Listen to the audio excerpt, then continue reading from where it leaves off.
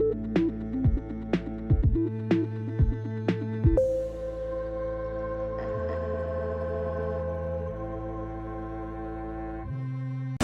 guys, welcome back to Release the Craftin. Priscilla here with another episode of Storycraft. And this one is going to be the third part in my long and weary tale, not so weary, I hope you guys are enjoying it, of Theseus and the Minotaur.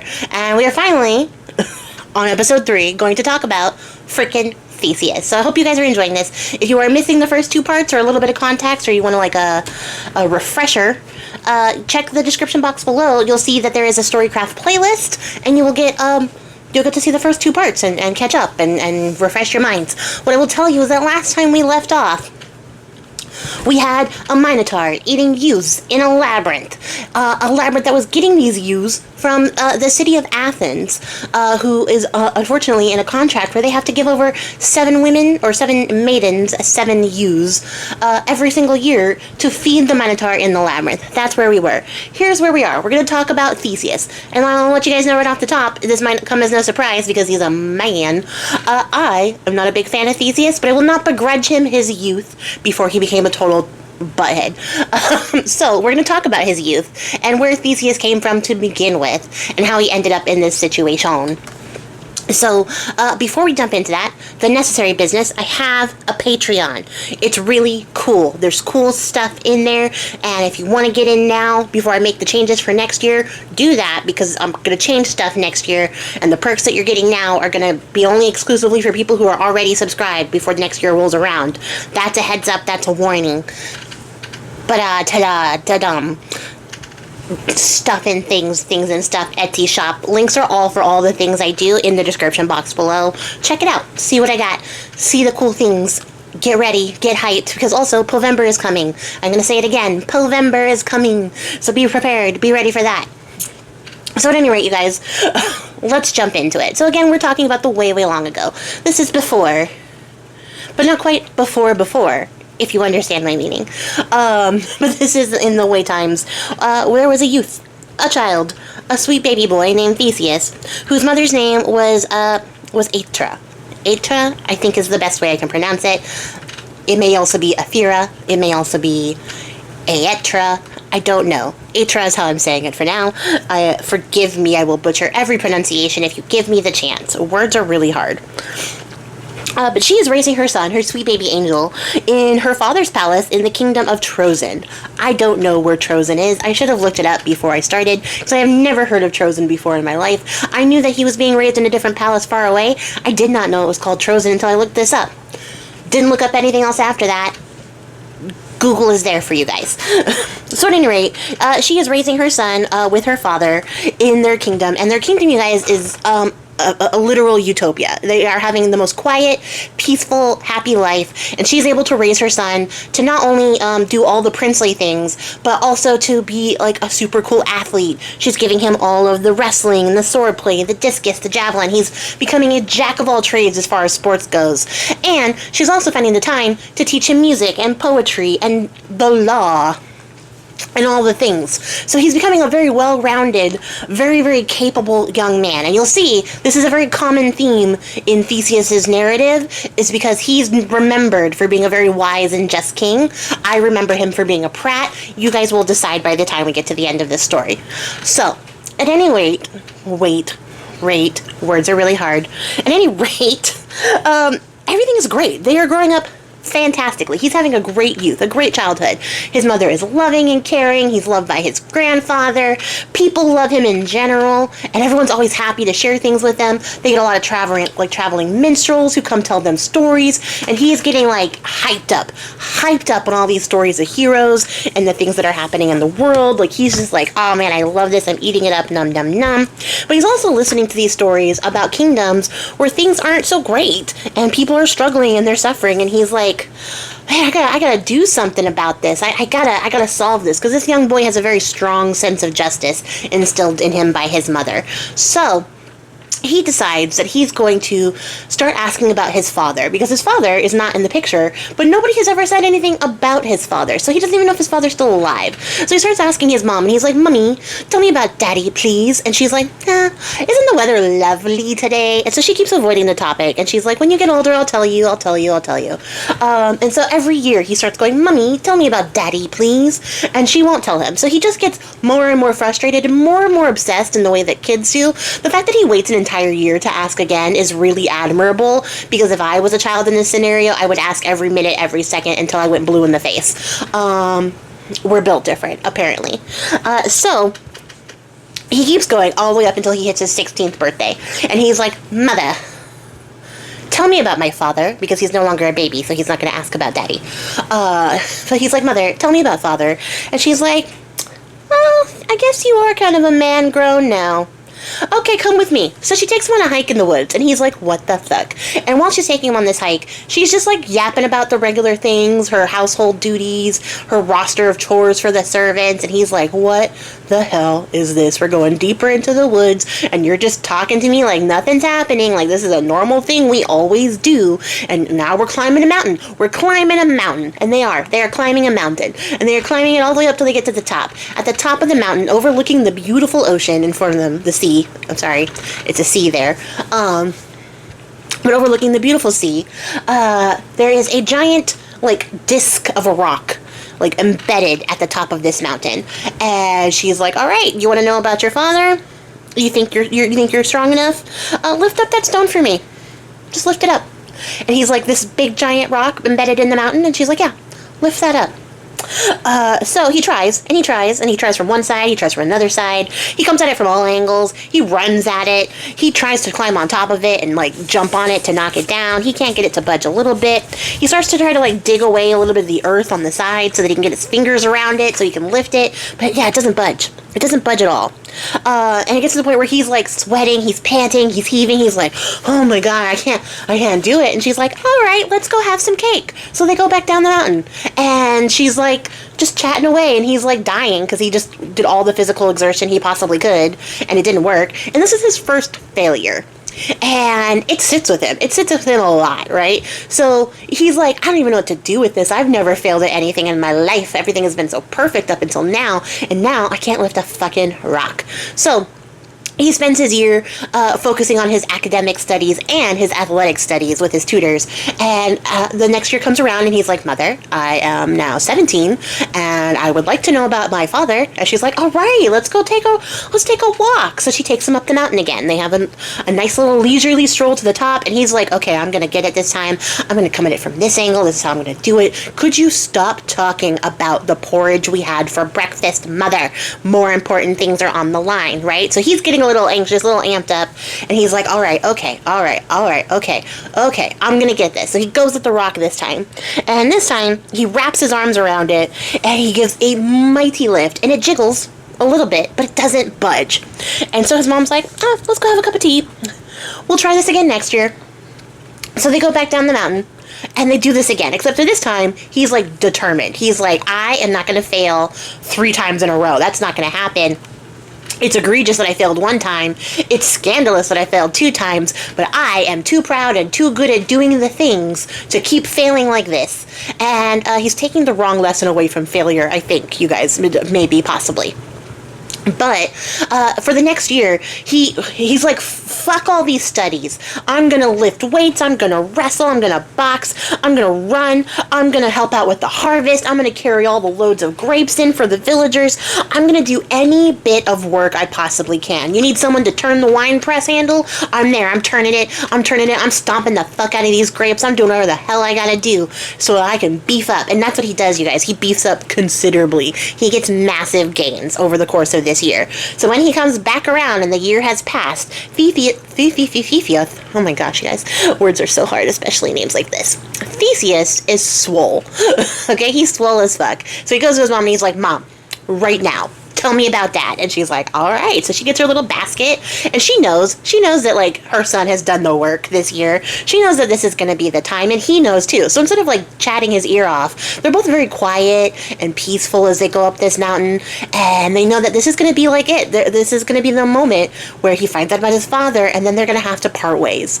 And he's, like, excited. He is full of energy. Theseus is, at this point in his life, like, young, dumb, and full of youth, and he's ready to go. So when he gets to this rock, not only does he manage to wrap his arms around it, he manages to lever it up, lever it back, pull it out of the ground, and then hoist it onto his back, and then toss it several feet away, several dozens of feet away. So he is strong. He's like the strongest guy we've ever met right now. Not stronger than Hercules, but he's definitely got the strength. So while they're up there, he's, like, panting, and he's, like, wiping the sweat from his brow, and his mom's like, okay, yeah, you did it. I knew this time was come, so let me tell you about your father. He brought me up here when he left me, and he left some stuff in this hole underneath this rock for you. So when they look down into the hole in the rock, there are some sandals and a sword, and Theseus picks them up, and he's like, all right, lay it on me. Who's my daddy? And she's like, he's Aegeus, the king of Athens. You know, the same Athens that Daedalus is from. The same Athens that killed King Minos' son, and now they have to provide offerings. That guy, the king of Athens. And he's like, the king of Athens? The guy who loves justice and protects the weak, just like me? And she's like, yes, my son, just like you. And they have a very dramatic moment. And so she's, like, telling him all about their whirlwind romance and how he was like, basically, hey, I know that we fucked, and you're pregnant with my child. So if you have a daughter, just raise her good, you know, do good things by her, treat her well, marry her off, like, really well. But if you have a son, I only care about that kid. Like, so, these are my stuff, these are my things, I'm gonna leave them underneath this rock for him. When he becomes old enough, when he's a grown man, could you bring him up here? And if he can lift this rock, then send him to me. If he can't lift this rock, you just keep keeping him until he's ready to come claim his inheritance. And if he can never lift the rock, fuck him, I don't care about him anyways. That's how the lover of justice, King Aegeus of Athens, regards his offspring. So, Theseus, who's already at this time the grandson of the king of Trojan, is like, oh, I could be the king of Athens because my father's the king of Athens, and that's my true inheritance. Not this cool, peaceful kingdom where everybody loves and respects me, and I could just wait until my grandfather dies to inherit the throne. No. I want to be the king of Athens. I want to see my daddy. So he decides that he is going to go venture right away to go see his father. So his mom's like, okay, yeah, let's get a ship together. We'll pack it up. You can be out on the sea in the morning. We'll go visit your dad. And he's like, a ship? No, stupid. I'm not taking a ship. I'm gonna walk to Athens. I got these sandals from my dad now. I'm gonna walk to Athens. And she's like, you can't walk to Athens. The road is perilous. It's full of danger. There is no straight way to Athens without tons of danger. There's crooks and criminals everywhere just murdering people left and right. There is no safe way by foot to Athens. Just take the boat. And he's like, no, because I am young, dumb, and full of spunk for life, a zest and a zeal even. And also, if the road isn't safe for the people, then it's my job to make it safe. Also, my dad, the king of justice, the justice king, is gonna love knowing that I cleaned up his roads for him on the way there. So that's what Theseus does. He sets out in the morning, and he takes a journey across the countryside. And he is an amenable guy. He's a really friendly guy because he grew up in relative peace and security his entire life. So he's walking by people being like, hey, and people are like, who the fuck is this kid? What the hell is that? Do we stab him? And he realizes as he goes on that he doesn't actually know if these people are friend or foe or what to do about that. And he gets a little bit concerned, but he's not really concerned because, see my previous catchphrase about him being young, dumb, and full of good thoughts? That guy, he just continues to proceed on the way because he's not worried about it at all. But then he sees this man on the road who has this whiny little nasal voice, and he's like, please come help me. Please, I'm just a poor beggar. If you could just give me some money, if you could please help me out. And Theseus is like, something about this guy is off to me. It could possibly be because he's carrying a massive club studded in iron. And he skipped leg day at the gym. So he has these tiny, tiny, scrawny little legs, and he is built like a mountain up top. Shoulders broad, back big, like arms strong. Tiny little pencil legs. And he also has this whiny little voice, and he's like, please help me, sir, if you could just spare some change. I'm such a weak, pathetic guy with my big, strong upper body and my tiny little legs and my giant wooden club. And so Theseus is like a little bit hesitant as he's walking closer to him, and then the guy rears his arm back and swings with a mighty swing that would have blown Theseus' brain to bits if he was not young and dumb and full of, you already know. So he dodges. Theseus dodges because he's a young man who can see a very clearly telegraphed shot coming his way.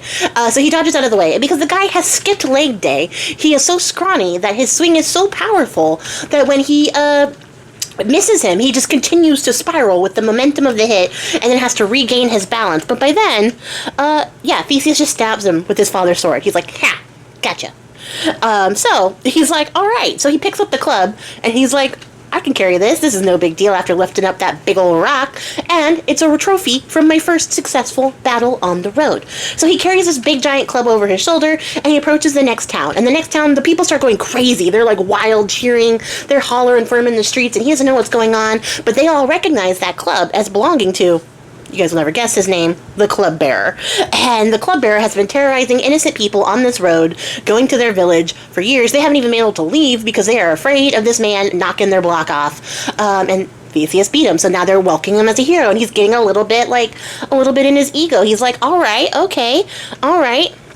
So he continues on the road, and on the road he meets a guy called Sinus, who's also known as the Pine Bender. Why is he called the Pine Bender, you ask? I'm glad that you asked, because what he does is he accosts people on the road, and then he takes them and he ties their little feet and their little hands to two different pine trees that he bends all the way down to the earth. So he bends them all the way down, ties their arms to one thing, bends another tree down, holding them both at the same time. This guy is massive. He is yoked, okay?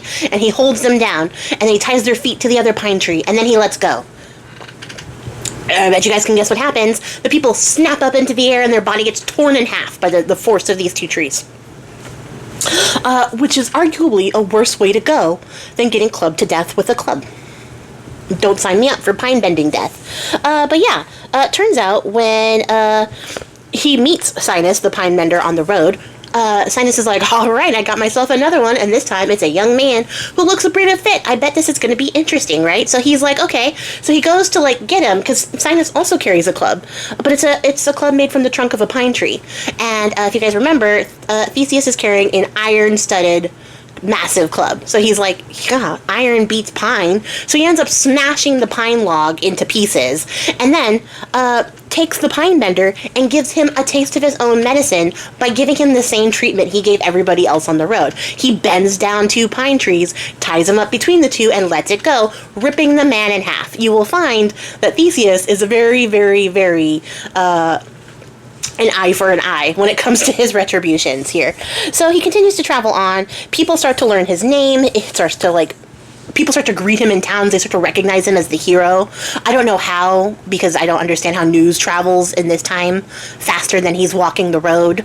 But it is. It's traveling fast because people know that he's coming, so they're very excited. And when he comes to town, they're like, you're the hero Theseus. If you could help us, please. So what happens is he ends up doing a round of the hits. He ends up killing a wild boar in Chromion, which is a country, a city. He ends up killing this wild boar that was laying waste to the countryside. He ends up fighting this man named Syrian, who would lure travelers to the cliffside by the sea and be like, could you help me wash my feet? I'm just such an old beggar man. And when they would bend down to wash his feet, he would kick them off the cliff. So what does Theseus do? He shows up, the old man's like, hey, wash my feet. And he's like, hey, let me kick you off the cliff. Because Theseus is, we're going to get our licks back one way or the other. So he kicks him off the cliff. And then, he finds this giant wrestler who challenges people to wrestling matches on the road. And he was like, okay, bet, I love wrestling. And he beats him. He wrestles him to death on the road. And this just continues to go on and on. He continues to stop all these various criminals, this cast of characters on the road, until one night, he meets this very tall, very thin man who's very pale and has very pale eyes. So his eyes are like milky. He's like thin and scrawny. His little like toga is like barely hanging on him, and he's like gross looking. Like he's so thin and like weaselly looking that he's like, ugh, I don't like this guy at all. And except that like the guy who's like a gross weasel also has like all these little jerky movements, and he's like but when he talks, his voice is as smooth as butter, and he's like, oh, what a great honor it is to have such a great hero come to my home. If you could just come to my house and stay the night, rest yourself, you would bless my home with your presence. But he's such a gross weasel looking dude that Theseus is like, I have that feeling about this, but alright, where's your house? I don't see no fucking house here. And so the guy's like, oh, it's only a little bit down the road. It's not that far, and everyone who comes to my house, they find that my beds fit them so well, and they rest and they have such a good sleep. So you're gonna sleep so well. You're not even gonna wake up on time to get up in the morning. You're gonna sleep so good at my house. So come this way. It's only a 5-minute walk. It's just off the road here. So he approaches him. He's like, all right, let's see your house then. And it's a tiny little hovel. Just a bunch of rocks that like have a little wood slat roof over the top. And he's like, okay. Your big old house, all right.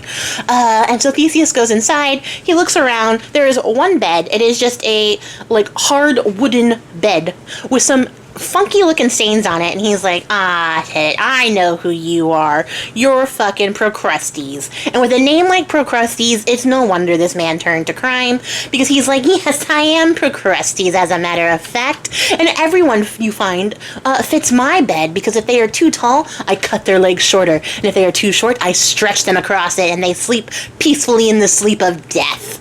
And then Theseus is like, yeah, no, I'm not going to do that, though. So when Procrustes lunges at him, Theseus ends up wrestling the very skinny, scrawny man who does, like, weasel his way around his body like a gross snake. He still does not have the ability to overpower Theseus, big guy Theseus. So Theseus tosses him onto the bed and gives him the very same treatment that he gives everybody else by stretching him out on his bed until he dies. And, yeah. That's where we're going to stop for today. That is the end of Theseus cleaning up the road on the way to Athens. When we come back, we will talk about Theseus finally getting to Athens and meeting the Minotaur and what happens after that. So yeah, stay tuned. Wait for the next edition of Storycraft. Let me know what you guys think in the comments below. And until then, guys, I appreciate your faces, and I will catch you all in the next one. Until then, guys, happy crafting. Goodbye.